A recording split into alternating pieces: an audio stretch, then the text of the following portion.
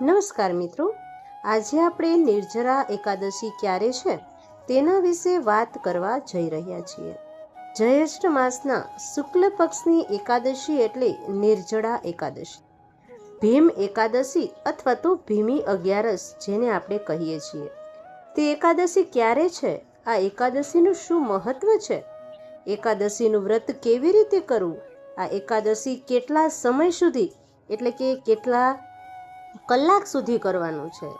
નિર્જળા અથવા તો જેમાં જલનું ટીપું પણ ગ્રહણ કરી શકાતું નથી પરંતુ આચમન કરી શકાય છે એવી આ નિર્જળા એકાદશી છે, જેને ભીમ એકાદશી, ભીમ અગિયારસ આપણે કહીએ છીએ.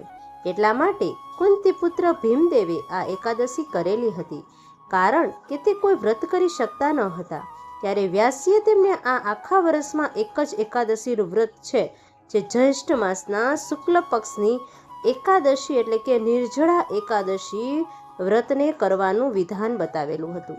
માટે ભીમે આ વ્રત કર્યું. જે કોઈ દિવસ કોઈ વ્રતનું પાલન કરી શકતા ન હતા તેઓએ આ વ્રત કર્યું. એટલા માટે જ આ એકાદશીનું નામ ભીમ એકાદશી પડ્યું છે. અને નિર્જળા એટલે કે જળનું ટીપું ગ્રહણ કરાતું નથી. અને ભીમી અગિયારસ એટલે કે આ એકાદશીમાં જે માતા પિતાની દીકરીઓ સાસરે ગયેલી હોય તેમને માતા પિતા કંઈ ને કંઈ ભેટ આપે છે. કેરીની સિઝન છે તો કેરી પણ ભેટ આપે છે, અને કંઈક ને કંઈક આભૂષણ છે, એ વસ્ત્ર છે, એ સાસરી ગયેલી દીકરીઓને આપે છે. અને દીકરીઓ પણ પિયરે ભીમ અગિયારસ કરવા આવે છે. એટલા માટે જ આપણે આ એકાદશીને ભીમી એકાદશી પણ કહીએ છીએ. આજે આપણે આ વિડીયોમાં સાંભળવાના છીએ આ નિર્જલા એકાદશીના મહાત્મ્ય વિશે, મુહૂર્ત વિશે, પૂજન વિધિ તથા પારણા ક્યારે કરવું, એકાદશીનું વ્રત કયા દિવસે શું કરવું શું ન કરવું, તે સર્વ કાર્ય જાણીશું. જો આપને આ વિડીયો પસંદ આવે તો લાઈક કરજો, શેર કરજો, અને આપ આ ચેનલમાં પહેલી વખત જોઈ રહ્યા છો તો સબસ્ક્રાઈબ કરી દેજો, જેથી આવનારા નવા વિડીયો છે એની માહિતી આપ સુધી તુરંત પહોંચી શકે. ધન્યવાદ. મંગલમ ભગવાન વિષ્ણુ, મંગલમ ગરુડધ્વજ, મંગલમ પુંડરીકાક્ષાય, મંગલાય તનોહરી. બોલો મંગલ મૂર્તિ ભગવાન શ્રી લક્ષ્મીનારાયણ દેવની જય. મિત્રો, એકાદશી એટલે 11મી તિથિ. જો દરેક એકાદશીનું અલગ અલગ મહત્વ છે. આપણા હિન્દુ પંચાંગ અનુસાર મહિનામાં 2 એકાદશી પડે, એક તો કૃષ્ણ પક્ષની એકાદશી અને એક તો શુક્લ પક્ષની એકાદશી. આ બંને એકાદશીનું મહત્વ તો અલગ અલગ છે, પરંતુ એકાદશીના સ્વામી ઈષ્ટદેવ કોઈ હોય તો તે છે ભગવાન શ્રી લક્ષ્મીપતિ નારાયણ.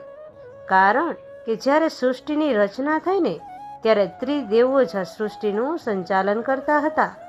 તેમાં ત્રિદેવોના ભગવાન શ્રી નારાયણ એકાદશીની તિથિ ઘણી પ્રિય હોય. માટે એકાદશીના દિવસે પ્રભુની કૃપાથી ભક્તિ અને અંતમાં મુક્તિ પ્રાપ્ત થાય છે. મહિનામાં 2 એકાદશી પડે છે અને વર્ષની કુલ 24 એકાદશી. જ્યારે પુરુષોત્તમ માસ આવે ને ત્યારે 2 એકાદશી અને માસની કુલ 26 એકાદશી થાય છે.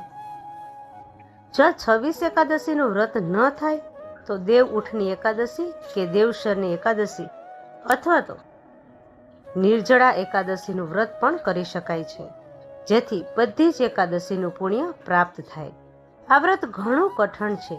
એટલા માટે જ આપણા ઋષિમુનિઓએ પાપ, પુણ્ય, સ્વર્ગના નર્ક આદિનો વિચાર ધ્યાનમાં લઈને મનુષ્યને સારા માર્ગે ચાલવા માટે, સારા કર્મ કરવા માટે વ્રત, જપ, તપ, ઉપવાસ જે સૂચન આપેલું છે તેમાં એકાદશીનું મહાત્મ્ય ઘણું છે. એકાદશીના સમાન કોઈ વ્રત નથી. આ કળિયુગમાં ભગવાન વિષ્ણુની પૂજા કરી ભક્તો પોતાની મનોકામના પૂર્ણ કરી શકે છે, જીવનમાં આવતા દુઃખ દરિદ્ર દૂર કરી શકે છે, સુખ, સમૃદ્ધિ, ધન, સંપત્તિ, સંતાન સુખની પ્રાપ્તિ કરી શકે છે.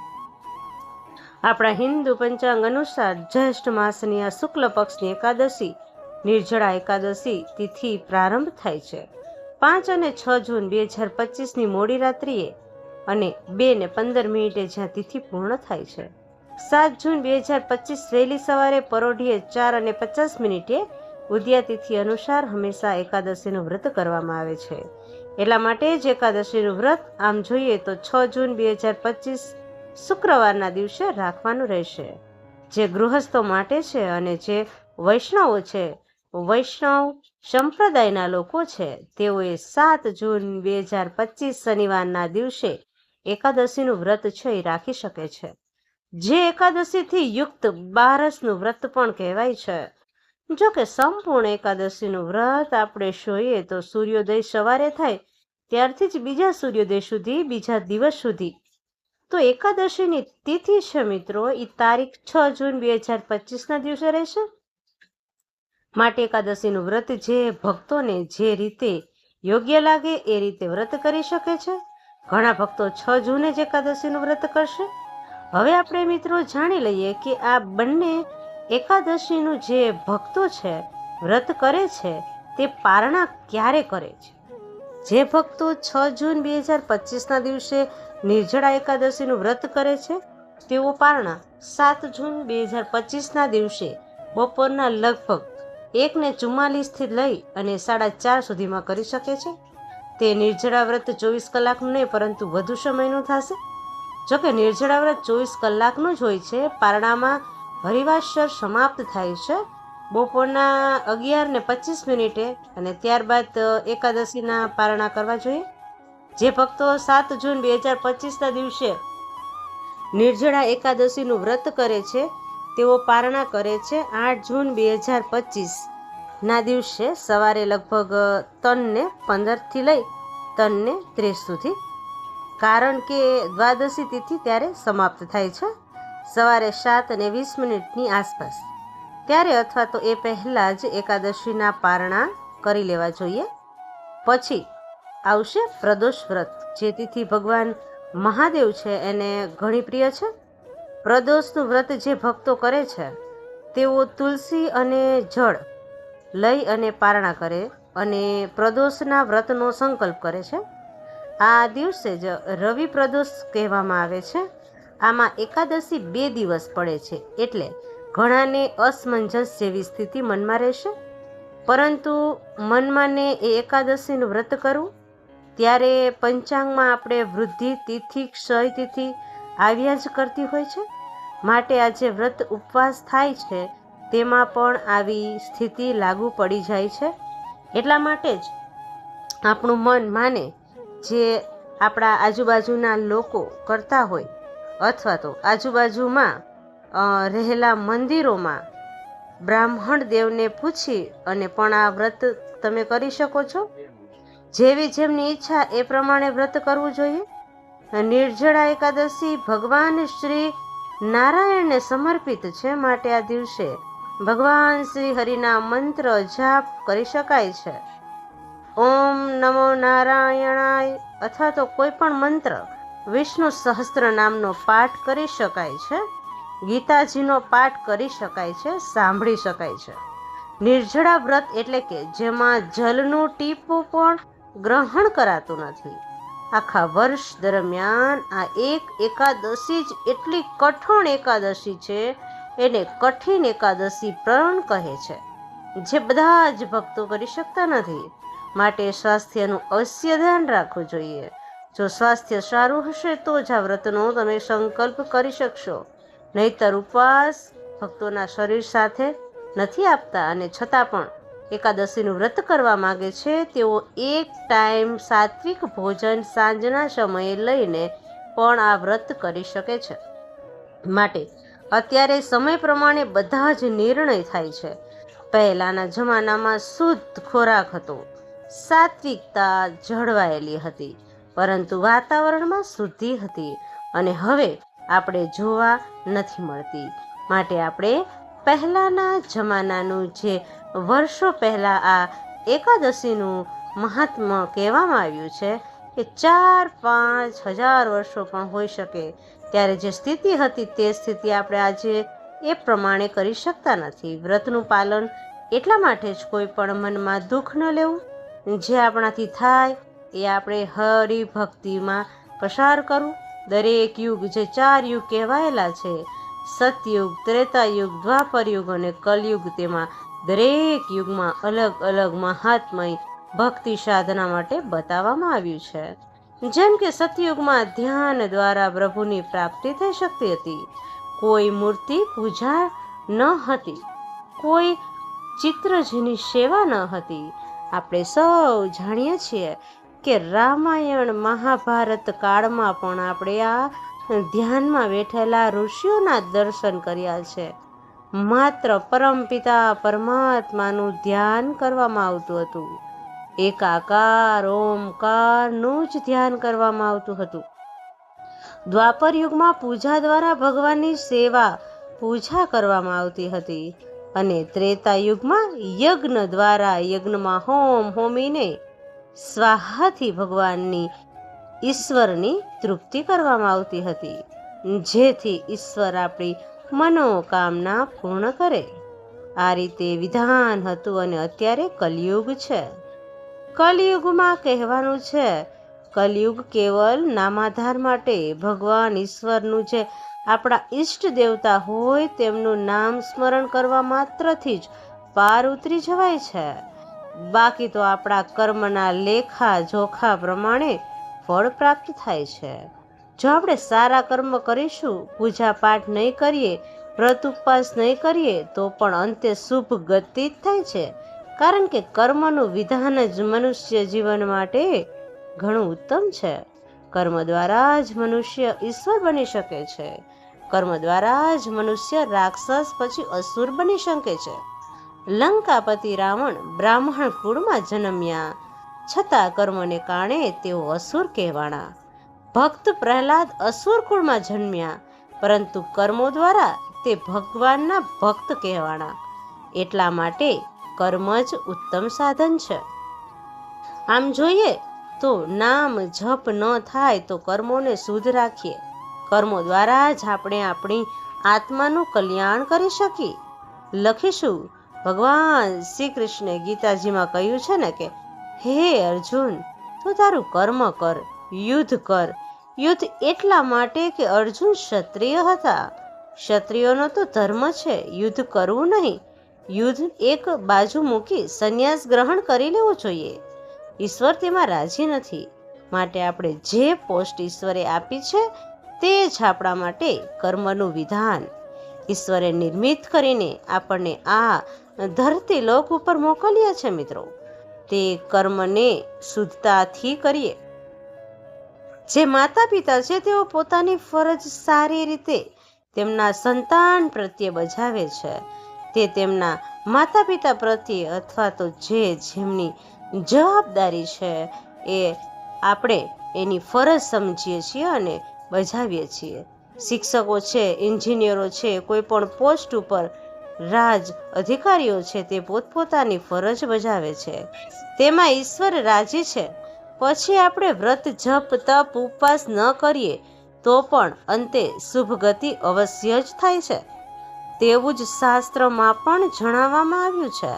અને આપણા ઋષિ મુનિઓ, અત્યારે જે પંડિતો છે, જે કથાકારો છે, તે પણ આ જ રીતે બોલે છે અને આ જ રીતે ધર્મ પાલન કરવાનું વિધાન બતાવે છે. આપણા હિન્દુ ધર્મમાં જે એકાદશીનું વ્રત છે તે એકાદશીનું વ્રત કરવાથી કુંડલીમાં રહેલા ગ્રહો, બાધા, વિઘ્ન આદિ શાંત થાય છે. એકાદશીનું વ્રત ચંદ્ર સંબંધિત વ્રત પણ કહેવાય છે. જો મન અસ્થિર હોય અથવા તો મનમાં ચિંતા હોય, ક્લેશ હોય તો પણ એકાદશીનું વ્રત કરવાથી લાભની પ્રાપ્તિ થાય છે. ભગવાન શ્રી રામને, શ્રી નારાયણને પ્રિય એવું એકાદશીનું વ્રત છે. આજે ભગવાન શ્રી નારાયણની સાથે માતા મહાલક્ષ્મીની વિધિ વિધાનથી પૂજા કરી વ્રત કરવું જોઈએ. આ અધિક ફળ પ્રાપ્ત થાય છે. જાણીએ અજાણીએ થયેલા પાપ દોષોમાંથી મુક્તિ મળે છે. સુખ, સમૃદ્ધિ, ઐશ્વર્યની પ્રાપ્તિ થાય છે. આજના દિવસે જરૂરિયાતમંદને પાણી, વસ્ત્ર, ધન, ભોજન વગેરેનું દાન કરી શકાય છે. ભગવાન શ્રી નારાયણને પ્રિય એવી એકાદશી છે. માટે આ એકાદશીના દિવસે જે ભક્તો વ્રત ઉપવાસ કરે છે એવો સંકલ્પ અવશ્ય કરે છે. આ એકાદશીનું વ્રત આમ તો 10મી રાત્રિએથી જ શરૂ થાય છે. હળવું ભોજન કરવું અને એકાદશીની વહેલી સવારે જ્યારે આપણે ઉઠીએ ત્યારે પ્રભુનું નામ સ્મરણ કરતા કરતા સૂર્યોદય પહેલા ઉઠી જવું, સ્નાન વગેરે કરી શુદ્ધ કપડાં પહેરી સૂર્ય નમસ્કાર કરવા, સૂર્યનારાયણ દેવને અર્ધી આપવી, જે સાક્ષાત ભગવાન શ્રી નારાયણનું સ્વરૂપ છે. ત્યારબાદ આપણા ઘરના મંદિર પાસે આવી ઘરના મંદિરની સફાઈ કરવી, ઘરના ઉંબરામાં પણ જળ છાંટવું, પવિત્ર કરવું. આપણા ઘરના મંદિરમાં બેઠેલા આપણા ઈષ્ટદેવની સાથે જો ભગવાન નારાયણની મૂર્તિ, ફોટો કે ચિત્ર હોય, જે અત્યારના સમય પ્રમાણે આપણે પૂજન વિધિ કરીએ છીએ, આપણે પૂજા વિધિ કરવી. એકાદશીના દિવસે મૂર્તિ હોય ગંગાજળ અથવા તો શુદ્ધ જળથી સ્નાન કરાવવું જોઈએ, પંચામૃતથી સ્નાન કરાવવું જોઈએ અને ત્યારબાદ શુદ્ધ જળથી સ્નાન કરાવીને ભગવાનને પીળું પીતાંબર ધારણ કરાવવું, મોર મુકુટ ધારણ કરવું, વિવિધ શૃંગાર આદિ ધારણ કરાવીને ભગવાનના શ્રી ચરણોમાં 2 તુલસી દળ સમર્પિત કરવા. તુલસી દળ જો આપણે આગલા દિવસે તોડ્યા ન હોય તો આજે તુલસી પત્ર ભગવાનની સેવા પૂજા માટે તોડી શકાય છે. એ પહેલા તુલસી માતાજીને દીપદાન કરીને નમસ્કાર કરવા, પૂજા કરવી, ભગવાન નારાયણના મંત્ર જાપ કરવા. ત્યારબાદ તુલસી પત્ર તોડી પ્રભુને સમર્પિત કરવા, કારણ કે તુલસી દળ સમર્પિત કર્યા વગર પ્રભુ ભોગ સ્વીકાર કરતા નથી. ભગવાનની સામે શુદ્ધ ઘીનો દીપક ન કરી શકીએ તો તેલનો દીપક કરવો. તેલનો દીપક એટલા માટે કે આપણે પહેલાના જમાનામાં તેલનો દીપક જ થતો હતો. ત્યારબાદ શુદ્ધ ઘીનો દીપક આવ્યું, દૂધની રેલમછેલ થઈ ગઈ. જોકે આ ઐશ્વર્યની વાત છે કે ગૌપાલન તો એટલું થતું નથી, છતાં આ દૂધ આવે છે ક્યાંથી? દહીં તથા ઘી પણ ક્યાંથી આવે છે? આપણે આમાં આગળની વાત નથી કરતા, પરંતુ આ વાત બિલકુલ સાચી છે. તેલ હજુ શુદ્ધતાથી ભરેલું હોય છે, માટે તેલનો દીપક કરવાનો હવેથી આગ્રહ રાખવો જોઈએ. આપણા બાપ દાદા છે કે ઘરમાં વડીલો હોય ત્યાં પૂછી જુઓ કે આપણે પહેલા તેલનો દીપક કરતા હતા કે ઘીનો દીપક કરતા હતા. ઘીને દૂધમાં એટલી બધી શુદ્ધતા લાગતી નથી, ચાહે કોઈ પણ બ્રાન્ડ હોય, પરંતુ છતાં પણ આપણે ધ્યાન રાખીને તેનો ઉપયોગ કરવો અને બની શકે તો આજથી આપણે આપણા ઈશ્વરની સામે હંમેશા શુદ્ધ તેલનો જ દીપક પ્રગટાવીશું એવો સંકલ્પ કરીએ. જેમ દિવાળીમાં આપણે તેલના દીપક કરીએ છીએ તો માતા લક્ષ્મીનું આગમન છે એ થાય જ છે. તો આપણા ઈષ્ટદેવ છે એ ઈષ્ટદેવની જે બિરાજમાન છે આપણા ઘરમાં, ત્યાં આપણે તેલનો દીપક પ્રગટાવીએ. ચાહે તલનું તેલ હોય કે પછી સિંગ તેલ હોય કે પછી ટોપરાનું તેલ હોય કે પછી સરસવનું તેલ હોય, જે આપણે યોગ્ય લાગે આપણે પહોંચી વળતા હોઈએ એ રીતે આપણે આ તેલના ઉપયોગથી દીવો છે એ પ્રગટાવીએ, જેથી ઘરનું વાતાવરણ શુદ્ધ રહે. કારણ કે ઘીમાં તો ડાલડા ઘી પણ મેળવેલું હોય છે. એવો દીપક પ્રગટાવવા કરતાં તો શુદ્ધ તેલનો દીપક પ્રગટાવો સારો. નૈવેદ્યમાં સિઝનના ફળ ફળાદી ભોગ સમર્પિત કરવા અને પ્રભુને કાલાવાલા કરવા. ઘરનું બનાવેલું જ શુદ્ધ સાત્વિક ભોજન પ્રભુને સમર્પિત કરી શકાય છે. પ્રભુની સામે એક આખું શ્રીફળ, રૂપિયો અથવા તો 11 રૂપિયા જે આપણે દક્ષિણા મૂકી શકતા હોય તે પ્રમાણે દક્ષિણા મૂકવી. બીજા દિવસે જ્યારે બારસના દિવસે આપણે પારણા કરીએ ત્યારે કોઈ પણ મંદિરમાં આપણે તેને પધરાવી શકીએ છીએ. ત્યારબાદ ભગવાનની આરતી કરવી. અને આ એકાદશીનું વ્રત એવું છે કે જો ઘરમાં સૂતક હોય, કોઈનો જન્મ થયો હોય, મૃત્યુ થયું હોય તો પણ એકાદશીનું વ્રત અવશ્ય કરી શકાય છે. અને માસિક ધર્મમાં જે બહેનો હોય તેઓ પણ આ વ્રત કરી શકે છે. 4 દિવસ થઈ જાય પછી ધૂપ દીપ કરી શકાય છે. જે સંકલ્પ કર્યો હોય તે દાન પુણ્ય કરી શકાય છે. આપણા સનાતન ધર્મમાં નિર્જળા એકાદશીનું ઘણું બધું મહત્વ છે. આ વ્રત કરવાથી વ્યક્તિને દીર્ઘ આયુષ્ય પ્રાપ્ત થાય છે. મૃત્યુ બાદ મોક્ષની પ્રાપ્તિ થાય છે. એકાદશીમાં નિર્જળા એકાદશી સર્વશ્રેષ્ઠ છે, કારણ કે આ એકાદશીનું એક દિવસ માત્ર વ્રત કરવાથી જ શરીરની શુદ્ધ તનની શુદ્ધ મનની શુદ્ધિ પ્રાપ્તિ થાય છે અને ગંગા દશેરા પૂર્ણ થાય એટલે બીજા દિવસે નિર્જળા એકાદશીનું વ્રત હોય છે. આ શુભ અવસર પર પોતાના ઘેરે વ્રત રાખીને લક્ષ્મી નારાયણ દેવનું પૂજન કરીને ભક્તો માતા લક્ષ્મીની કૃપા પણ પ્રાપ્ત કરી શકે છે. આ એકાદશીમાં અમુક નિયમ ખાસ પાળવા જોઈએ, જેમ કે બ્રહ્મચર્યનું પતિ પત્ની પાલન કરે, વાળ ન કપાય નહીં, કોઈની નિંદા કુથલી કરવી નહીં, બની શકે તો જૂઠું પણ બોલવું નહીં, ચોરી કરવી નહીં, પારકું અન્ન ગ્રહણ ન કરવું. હવે આપણે જાણી લઈએ કે આ નિર્જળા એકાદશીનું વ્રત જે ભક્તો વ્રત કરવા માગે છે તેઓ જળ કેટલું ગ્રહણ કરી શકે છે. અને નિર્જળા એકાદશીનું જે વ્રત કરનાર છે એ સવારે જ્યારે નિર્જળા એકાદશીના વ્રતનો સંકલ્પ કરે ત્યારે પ્રભુને પ્રાર્થના કરવી કે હે પ્રભુ, હું આજે નિર્જળા એકાદશીનું વ્રત કરું છું. આજે એકાદશી અને કાલે બારસના દિવસે હું પારણા કરીશ. આ રીતે બોલી અને સંકલ્પ કરવા માટે ઓમ કેશવાય નમઃ આ રીતે 1 ચમચી જમણા હાથમાં પાણી લઈ અને પી જવું. ત્યારબાદ બોલવું ઓમ નારાયણાય નમઃ. તે પાણીને પણ ગ્રહણ કરું અને 3જી ચમચી ભરીને ફરી બોલો ઓમ માધવાય નમઃ. આ રીતે બોલીને તે જળને ગ્રહણ કરું. ત્યારબાદ 1 ચમચી ફરી જળ જમણા હાથમાં લઈને બોલવું ઓમ ઋષિકેશાય નમઃ. આ રીતે બોલી તે જલને પૃથ્વી પર છોડી દેવું.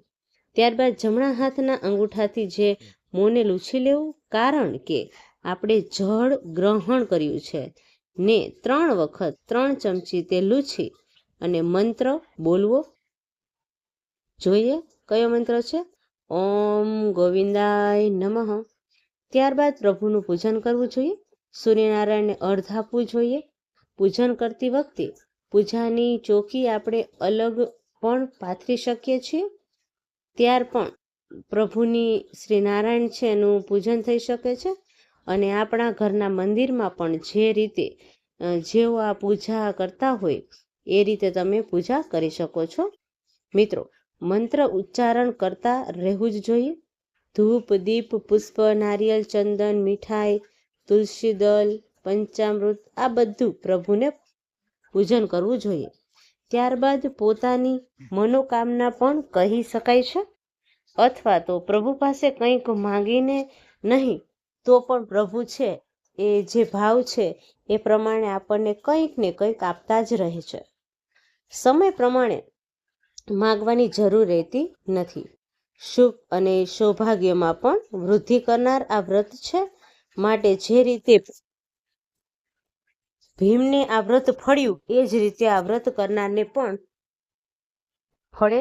મહાભારત કાળમાં એક કથા છે.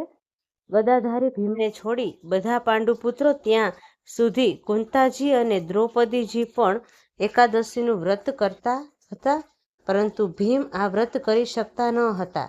તેથી તેમને પિતામહ વ્યાસજી આ પોતાને મનની વેદના કહી કે હે પિતામહ, હું ભૂખ્યો રહી શકતો નથી અને ઘરમાં બધા લોકો એકાદશીનું વ્રત કરે છે, ત્યારે મને ઘણું જ દુઃખ થાય છે. હું પ્રભુની ભક્તિ કરી શકતો નથી. લોકો મારા વખાણ કરે કે હું તો પવનપુત્ર છું, હું તો મહાબલી છું, પરંતુ આ કેવો મહાબલી એક દિવસનું વ્રત પણ કરી શકતો નથી. મારે પણ એક વ્રત કરવું છે. ઘરમાં બધા મારી મજાક ઉડાડે છે. તમે કોઈ મને ઉપાય બતાવો જેથી હું આ બધા જ વ્રતો છે એ રાજા સમાન કોઈ એક વ્રત કરી શકું અને બધી એકાદશીનું પુણ્ય એક જ વ્રતથી કરી શકું. આ સાંભળી વેદવ્યાસથી ભીમને કહે છે, હે કોતે, તમે તનિક ચિંતા ન કરતા. ધર્મમાં આનું પણ વિધાન છે કે જે લોકો વ્રત નથી કરી શકતા તેમના માટે એક વ્રતનું વિધાન બતાવ્યું છે. તે હું તમને કહું છું, તે તમે ધ્યાનથી સાંભળજો. જ્યેષ્ઠ માસના શુક્લ પક્ષની એકાદશી, જેને નિર્જળા એકાદશી કહેવાય છે, નિર્જળા વ્રત કહેવાય છે. આ એકાદશીનું વ્રત વર્ષમાં બધી જ એકાદશીના વ્રત બરાબર પુણ્ય આપનારું છે. માટે હે ગદાધારી ભીમ, તમે આ નિર્જળા એકાદશીનું વ્રત કરો અને સર્વ એકાદશીનું પુણ્ય પ્રાપ્ત કરો. ત્યારથી જ કહેવાય છે કે ભીમ ઘણા પ્રસન્ન થઈ ગયા અને વેદવ્યાસજીને પ્રણામ કરીને પ્રસન્ન થઈને આ નિર્જળા એકાદશીનું વ્રત કર્યું હતું. તેથી આ એકાદશીને ભીમ એકાદશી પણ કહેવાય છે. ભગવાન વેદ વ્યાસજીએ આ એકાદશી માટે કહ્યું છે કે જ્યારે જ્યેષ્ઠ માસમાં શુદ્ધ પક્ષની આ નિર્જળા એકાદશી આવે છે ત્યારે કૃષ સંક્રાંતિ અથવા તો મિથુન સંક્રાંતિ હોય છે, ત્યારે આ વ્રત કરવું જ જોઈએ. આજના દિવસે અન્ન કે જળ ગ્રહણ કરવા માટે આ વ્રતનો ભંગ થાય છે, માટે આજે જળ પણ ગ્રહણ કરાતું નથી. જે મનુષ્ય એકાદશીના સૂર્યોદય છે એ સૂર્યોદયથી જ આરંભીને બારસના સૂર્યોદય સુધી જલપાન કરાતો નથી, તેને પ્રયત્ન વિના જ સઘળી એકાદશીનું ફળ પ્રાપ્ત થાય છે. બારસના દિવસે પ્રાતઃકાળે સ્નાન કરી બ્રાહ્મણોને વિધિ વિધાનથી પૂજન કરી જળ અને સિંધુ સામગ્રી દાન આપવું જોઈએ. દક્ષિણા સહિત અથવા તો ગાય માતાની સેવા કરવી જોઈએ.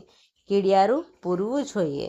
જરૂરિયાતમંદ લોકોને અન્ન, ધન, જૂતા, ચપ્પલ, છત્રી કોઈ પણ વસ્તુનું દાન કરી શકો છો.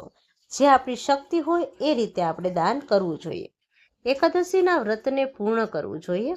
આ જ્યેષ્ઠ માસના શુક્લ પક્ષની એકાદશીનું નિર્જળી વ્રત કરવાથી તીર્થોનું પુણ્ય ફળ મળે છે, સઘળા દાનોનું ફળ મળે છે અને વર્ષની એકાદશીઓ જે ધન, ધાન્ય, સંતાન, આરોગ્ય બધાને આપનારી છે તથા પુણ્યકારક છે. તે સઘળી એકાદશીઓનું વ્રત પુણ્ય આ એકાદશીના વ્રત કરવા માત્રથી જ પ્રાપ્ત થાય છે, તેમાં કોઈ સંશય નથી.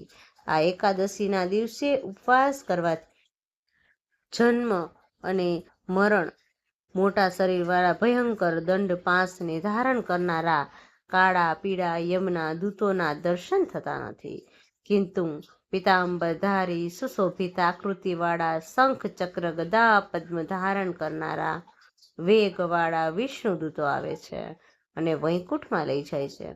એટલા માટે જ આ એકાદશીના દિવસે શ્રમથી પણ નિર્જળ વ્રત કરવું જોઈએ. જે મનુષ્ય એકાદશીનું મહાત્મ્ય સાંભળે છે, જે સંભળાવે છે તે સાંભળે એ બંને સ્વર્ગમાં જાય છે. કુરુક્ષેત્રમાં સૂર્યગ્રહણના દિવસે શ્રાદ્ધ કરવાથી જે ફળ પ્રાપ્ત થાય છે તે ફળ આ એકાદશીના શ્રવણ અને કથન માત્રથી પ્રાપ્ત કરી શકાય છે. આમ આ એકાદશી પુણ્ય આપનારી, પાપોમાંથી મુક્તિ આપનારી છે અને આ એકાદશીના વ્રતમાં રાત્રિએ જાગરણ કરવાનું વિધાન છે. પરંતુ આખી રાત જાગરણ તમે ન કરી શકો તો રાત્રિના 12 વાગ્યા સુધી જાગરણ અવશ્ય કરવું. જ્યારે બારસની તિથિ આવે ત્યારે સવારે વહેલા ઉઠી સ્નાનદી પરવાડી પ્રભુને પ્રાર્થના કરવી કે હે કેશવ, હે નાથ, હું જે અજ્ઞાનરૂપી અંધકારથી અંધારું છું તેની ઉપર આ વ્રતની પ્રસન્ન થાઓ, જ્ઞાન આવો. હે પ્રભુ, મારી સેવાનો સ્વીકાર કરો, ભક્તિ અને અંતમાં મુક્તિ પ્રદાન કરો. આ રીતે પ્રાર્થના કરી ત્યારબાદ દાન પુણ્યનો સંકલ્પ કરવો અને ભગવાન જે તુલસી દળ આપણને સમર્પિત કર્યા હોય તેમાંથી એક તુલસી દળ લઈ, થોડું જળ છે એ પણ લઈ અને એકાદશીના પારણા કરી લેવા જોઈએ. આમ આ એકાદશીનું વ્રત કરવાથી સર્વ પાપોમાંથી મુક્તિ મળે છે. સૌ ચાંદ્રાયણની પણ અધિક પુણ્ય પ્રાપ્ત થાય છે. જે બહેનો પરણેલી છે તેઓ આ વ્રત છે એ પતિની આજ્ઞા લઈ અને આ વ્રત કરી શકે છે. એના માટે એને ઉત્તમ ફળ પ્રાપ્ત થાય છે. આજે પશુ પક્ષીને દાણા ચણની વ્યવસ્થા કરવી, ગાય બળદની સેવા કરવી, લીલું ઘાસ આપવું અથવા તો ઘરનું બનાવેલું શુદ્ધ સાત્વિક ભોજન પ્રદાન કરવું. ગાય માતાની સેવા કરવાથી 33 કોટી દેવતા પ્રસન્ન થઈ જાય છે. પીપળાના વૃક્ષ છે એનું પણ તમે પૂજન કરી શકો છો. એનું પૂજન કરવાથી માં પ્રકૃતિ તો પ્રસન્ન થાય જ છે, સાથે સર્વ દેવી દેવતાઓની કૃપા પ્રાપ્ત થાય છે. પિતૃ દેવતાઓની પણ કૃપા પ્રાપ્ત થાય છે. આ એકાદશીનું વ્રત એવું છે કે એકાદશીનું વ્રત કરીને આપણે અમુક ટકા કોઈને દાન પણ કરી શકીએ છીએ. જો ઘરમાં કોઈ બીમાર વ્યક્તિ હોય અથવા તો આપણા પિતૃઓ છે જેમનું નામ પણ આપણે ખ્યાલ હોતો હોય, એ નામને લઈને પણ આ એકાદશીનું દાન પુણ્ય તમે કરી શકો છો. સંકલ્પ દ્વારા આ ઉપરાંત આપણે પીપળાના વૃક્ષની જે પરિક્રમા કરીએ છીએ ત્યારે પણ ભગવાન નારાયણ લક્ષ્મીપતિનું સ્મરણ કરતા કરતા પરિક્રમા કરવી જોઈએ. દીપદાન કરવું જોઈએ. દીપદાનનું ઘણું મહત્વ છે. પ્રકાશનું દાન, જેમ આપણને સૂર્યનારાયણ દેવ પ્રકાશ આપે છે, પોતાનું કર્મો કરે છે, એ જ રીતે આપણને આ પ્રકૃતિ શીખવાડે છે કે આપણે પણ કોકના જીવનમાં ઉજાસ પાથરવો જ જોઈએ. પ્રકૃતિમાં ઉજાસ પ્રદાન કરવો જોઈએ. જે વ્યક્તિ પ્રકૃતિ આપણને આપેલી છે તે જ આપણે પ્રકૃતિને આપવું જોઈએ.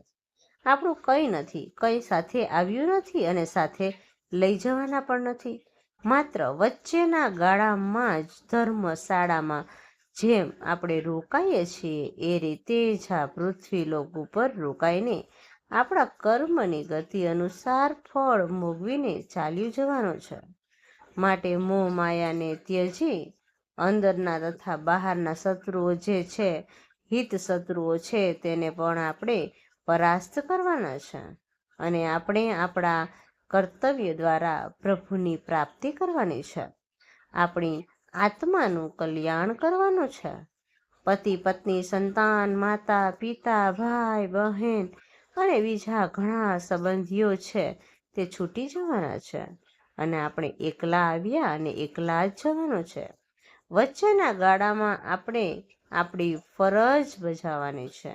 જેમ આગળ આપણે વાત કરી તેમ માટે ઈમાનદારીથી ફરજ બજાવો.